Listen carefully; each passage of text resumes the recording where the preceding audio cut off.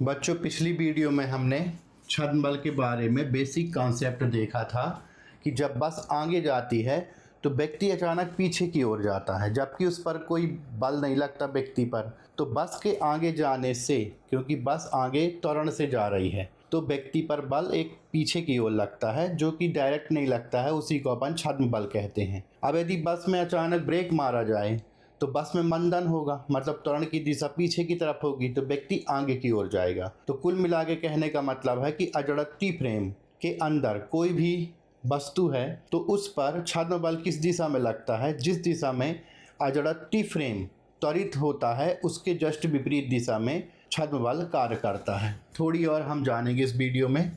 यहाँ पर ये एक लिफ्ट है और लिफ्ट जब त्वरण ए से ऊपर की ओर जा रही है तो ये क्या कहलाएगा? लिफ्ट अजड़त्ती फ्रेम कहलाएगा। इस लिफ्ट में एक भार टंगा हुआ है जिसका द्रव्यमान स्मॉल m है और इस डोरी में तनाव उत्पन्न होगा। किसके कारण? इस भार के नीचे की ओर बल के कारण, मतलब गुरुत्वीय त्वरण mg नीचे की ओर कार्य कर रहा है। तो इस भार पर कुल नेट बल कितना होगा? डोरी का उत्पन्न बल तनाव ऊपर की ओर T और वस्तु का भार माइनस mg, नेट बल ये हुआ। ठीक है। अब यहाँ पे दो व्यक्ति हैं, एक लिफ्ट के बाहर और एक लिफ्ट के अंदर। अब जो व्यक्ति लिफ्ट के बाहर है उसके सापेक्ष ये वस्तु गति में है।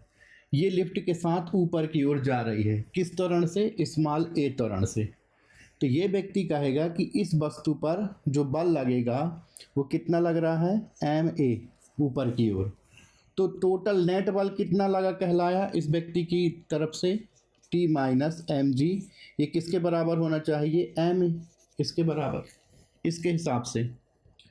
अब जो लिफ्ट के अंदर है व्यक्ति, वो कहे उसके सापेक्ष जो है ये वस्तु स्थिर है। स्थिर है मतलब ये जो नेट बल है कुल लगने वाला, ये कितना हो जाएगा? 0 के बराबर हो जाएगा, मतलब 0।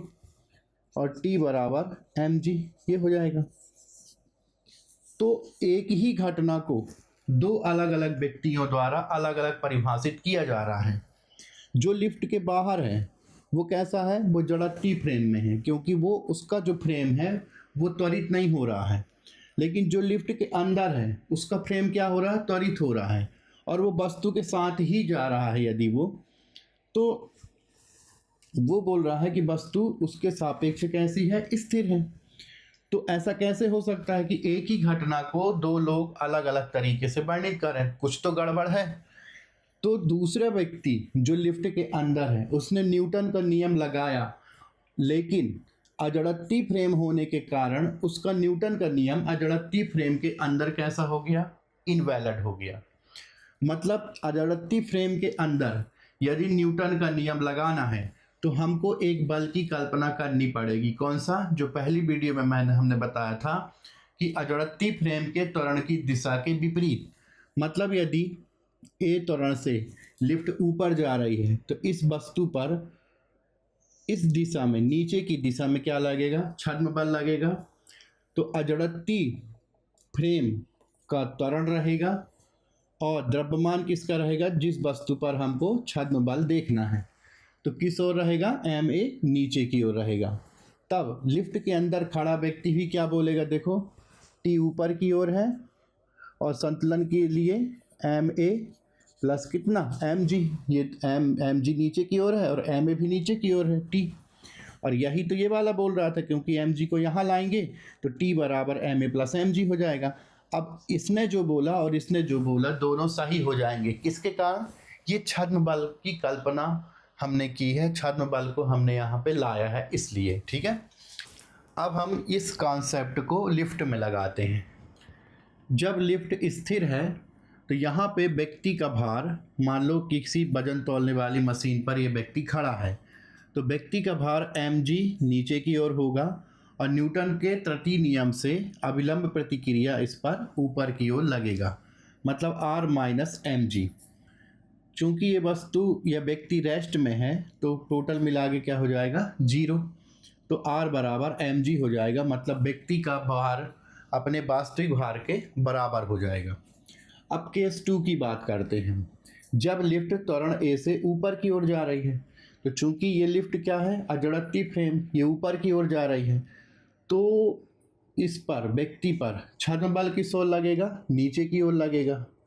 कितना लगेगा, लिफ्ट का त्वरण लेंगे हम और व्यक्ति का द्रव्यमान लेंगे एम ए, तो संतुलन की अवस्था में क्या होगा, ये वस्तु यदि रेस्ट में है तो आर बराबर M G plus M A होगा, क्योंकि एम जी नीचे की साइड और एम ए दोनों नीचे की साइड हैं, तो व्यक्ति का जो भार है वो बढ़ा हुआ महसूस होगा, मतलब एम जी में एम ए और जुड़ जाएगा, है ना।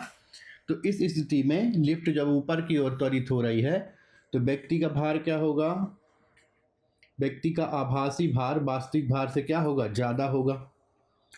जब लिफ्ट त्वरण ए से नीचे आ रही है, तो जब लिफ्ट त्वरण ए से नीचे की ओर आएगी तो फिर से ये अजड़त्ती फ्रेम के जैसे कार्य करेगा, तो इस पे छद्म बल किस ओर लगाना पड़ेगा, एम ए ऊपर की ओर लगाना पड़ेगा। तो संतुलन की अवस्था में आर ऊपर की ओर और एम ए ऊपर की ओर, तो दोनों को हमने क्या किया, जोड़ दिया, और नीचे की side M A M G, तो कितना हो जाएगा, आर बराबर M G minus M A हो जाएगा। इस स्थिति में देखो आर अभिलंब प्रतिक्रिया कम हो गया, इसका मतलब व्यक्ति का जो आभासी भार है वो क्या हो जाएगा, कम हो जाएगा एम जी से। अब जब लिफ्ट गुरुत्वीय त्वरण जी से नीचे आ जाए, तो नीचे आने के लिए हम ये फार्मूला लगाते हैं, आर बराबर M G minus M A लगाते हैं, और जब ए बराबर भी क्या हो जाए, जी, क्योंकि गुरुत्वीय त्वरण जी से लिफ्ट भी आ रही है, तो यहाँ पर M G minus M G हो जाएगा, मतलब व्यक्ति का अभिलंब प्रतिक्रिया बल जो लगेगा वो कितना लगेगा, शून्य। इसका मतलब यहाँ पर व्यक्ति का भार कितना हो जाएगा, आभासी भार, वो हो जाएगा शून्य, 0। अब केस नंबर 5, जब लिफ्ट एक समान वेग से ऊपर या नीचे जाती है, तो एक समान वेग से जब ऊपर या नीचे जाएगी तो त्वरण का मान कितना होगा, 0 होगा। तो चाहे ऊपर जाए और चाहे नीचे जाए, दोनों ही स्थितियों में एम ए का मान कितना हो जाएगा, 0 हो जाएगा। तो आर बराबर केवल एम जी, मतलब व्यक्ति का आभासी भार उसके वास्तविक भार के बराबर हो जाएगा। जब लिफ्ट गुरुत्वीय त्वरण जी से भी अधिक त्वरण से नीचे की ओर आए, मतलब ए का मान जब जी से क्या होगा, ज़्यादा, और नीचे आ रही है, तो ये वाली कंडीशन लगानी पड़ेगी। तो आर का मान M G minus M A, चूँकि ए का मान ज़्यादा है और एम का मान तो दोनों में बराबर है, तो आर का मान कैसा होगा, निगेटिव होगा, मतलब अभिलंब प्रतिक्रिया का बल का मान कैसा होगा, निगेटिव, मतलब ये व्यक्ति यहाँ से फर्श से और लिफ्ट की कहाँ जाएगा, छत पर आ जाएगा, ठीक है। तो ये पूरी स्थितियाँ जो है पूरी छद्म बल पर आधारित है, और छद्म बल का यूज केवल हम अजड़त्ती फ्रेम के अंदर करते हैं, जहाँ न्यूटन के नियम को हमको वैलिड बनाना होता है, और छद्म बल की दिशा अजड़त्ती फ्रेम में त्वरण की दिशा के जस्ट विपरीत ओर होती है। Thank you.